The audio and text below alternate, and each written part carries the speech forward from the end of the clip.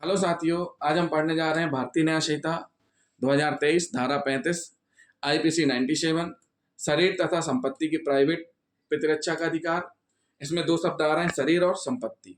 शरीर की प्रतिरक्षा करना भी है और प्राइवेट संपत्ति की प्रतिरक्षा का प्राइवेट अधिकार।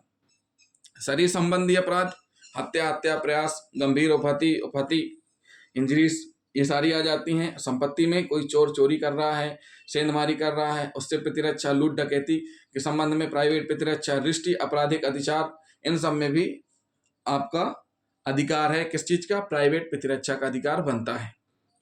आत्मसंरक्षण का अधिकार भारत के संविधान आत्मसंरक्षण का अधिकार भारत के संविधान के अनुच्छेद 21 में समावेशित है। जीवन के अधिकार का सहगामी है, मतलब राइट टू लाइफ। तो सीधी सी बात है कि आर्टिकल 21 आपके लिए आपके संविधान में, भारतीय संविधान में आर्टिकल 21 वर्णित है, जिसमें स्पष्ट किया गया है कि आत्मसंरक्षण के अधिकार एवं कर्तव्य का महत्व विधि मान्यता से आपराधिक विधि में आत्म प्रतिरक्षा के अधिकार का सजातीय है। तो अगर अपनी प्रतिरक्षा में अगर सामने वाले की हत्या भी कर रहे हैं तो उस स्थिति में आपको दोष सिद्ध नहीं किया जाएगा, लेकिन परिस्थितियां सही होनी चाहिए। यह जो कृत्य है यह बदले की भावना से नहीं होना चाहिए, ना ही किसी पुरानी रंजिश से किया जाना चाहिए। उस संबंध में हम आपको बता चुके हैं प्राइवेट प्रतिरक्षा के अधिकार के संबंध में। तो जिन साथियों ने अभी तक हमारा पिछला वीडियो नहीं देखा है तो पिछला वीडियो देख लें, और साथ ही साथ अभी हमारा चैनल सब्सक्राइब कर लें और वीडियो को लास्ट तक जरूर देखें। यशवंत सिंह बनाम मध्य प्रदेश राज्य का एक उदाहरण हम लेकर के आए हुए हैं। यशवंत सिंह बनाम मध्य प्रदेश राज्य में होता क्या है, अभियुक्त है जो आरोपी है, आरोपी ने एक व्यक्ति को मारा।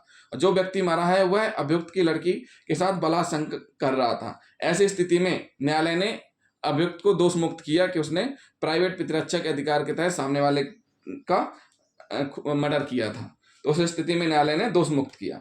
प्राइवेट प्रतिरक्षा का उल्लंघन कैसे होता है? उल्लंघन ये भी हम एक उदाहरण बता देते हैं। देवनारायण बनाम राज्य में अभियुक्त के पिता को मृतक ने लाठी से मारा। देवनारायण बनाम राज्य में अभियुक्त के पिता को मृतक ने लाठी से मारा, जिसके परिणाम स्वरूप उसके पिता के सिर में साधारण सी चोट पहुंची। इस पर जवाबी कार्रवाई में अभियुक्त ने अपने पिता की संरक्षा के लिए मृतक के सीने में बल्लम से घातक वार किया, जिससे वह मर गया।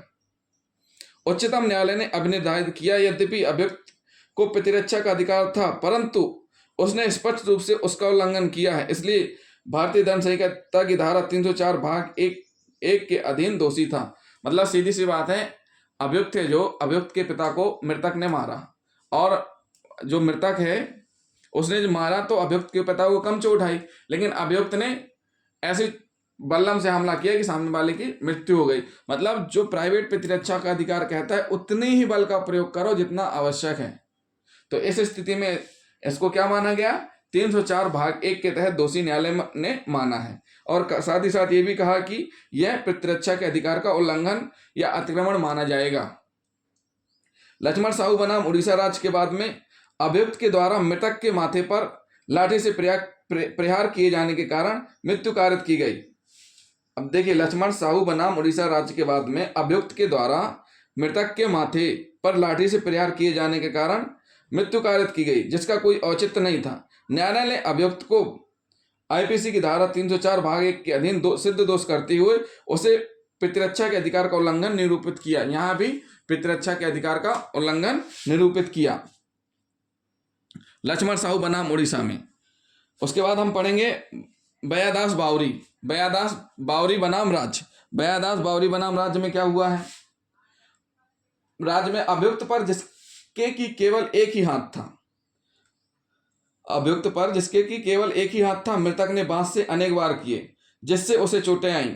अधिक मार से बचने के लिए अभियुक्त ने अपने छोटे चाकू से हमलावर पर एक ही वार किया, जो दुर्भाग्य से हमलावर को नाजुक अंग वाइटल पार्ट पड़ने के कारण उसकी तत्काल मृत्यु हो गई। अभियुक्त ने प्रतिरक्षा के बचाव का तर्क प्रस्तुत किया। न्यायालय ने विनिश्चित किया कि अभियुक्त की विकलांगता एवं उसके लिए चूंकि वह जीवन और मृत्यु के बीच संघर्ष था, इसलिए यह नहीं कहा जा सकता कि अभियुक्त ने अपनी प्रतिरक्षा के अधिकार का उल्लंघन किया था। तो इस संबंध में उसको दोषी नहीं माना। वह किसी अपराध का दोषी नहीं था। मतलब एक व्यक्ति है अभियुक्त जिसके एक ही हाथ है और सामने वाला व्यक्ति उसको बांस के डंडे से मारपीट कर रहा है। जब बांस के डंडे से मारपीट कर रहा है उस स्थिति में, किसमें, बयादास बावरी बनाम राज्य में, उस स्थिति में उसने एक चाकू निकाला और सामने वाले को मार दिया जिससे उसकी मौत हो गई। तो न्यायालय ने क्या माना कि ये प्राइवेट प्रतिरक्षा का अधिकार का उल्लंघन नहीं है, जबकि प्राइवेट प्रतिरक्षा यानी अपने शरीर के रक्षा के संबंध में इसके द्वारा किया गया हमला है, जिससे अब उसकी मृतक की मृत्यु है। अगर वह मृतक पर चाकू से हमला नहीं करता अपने आप को बचाने के लिए तो वह अवश्य ही इसको मार देता। तो न्यायालय ने क्या किया कि जो अभियुक्त है वह दोषी नहीं है, न्यायालय ने कहा।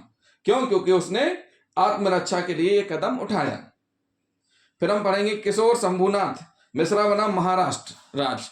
किशोर शंभुनाथ मिश्रा बनाम महाराष्ट्र राज्य। इसमें होता क्या है, इसमें दिया हुआ है कि किसी मोहल्ले के दो कुख्यात बदमाश हथियारों से लैस होकर नशे की हालत में एक फ्लैट में घुसे तथा रहवासियों से पैसे की मांग करने लगे। उनका यह कृत्य सरासर दंड संहिता के तहत अपराध है, जिसके परिणाम स्वरूप फ्लैट के रहवासियों को प्राइवेट प्रतिरक्षा का अधिकार प्राप्त था। दोनों पक्षों के बीच मारपीट में उक्त दोनों बदमाश मारे गए, लेकिन निश्चय रूप से यह कहना कठिन था कि रहवासियों में से किस व्यक्ति के वार से बदमाशों की हत्या हुई। उच्चतम न्यायालय ने अभिनिर्धारित किया कि उक्त परिस्थितियों में वहां प्रतिरक्षा कर रहे किसी भी व्यक्ति ने अपने इस अधिकार की सीमा का उल्लंघन नहीं किया, अतः उनमें से किसी को भी धारा 302 के अधीन दोष सिद्ध नहीं किया जा सकता। किसने अभिनिर्धारित किया? उच्चतम न्यायालय ने। एक फ्लैट में दो बदमाश घुस गए और जो भी बस्ती में निवासरत व्यक्तियों ने उनसे मुकाबला किया, मुकाबले में दोनों बदमाशों को मारा गया। इस स्थिति में 302 के साथ सिद्ध दोष नहीं किया जा सकता। किसने बोला है?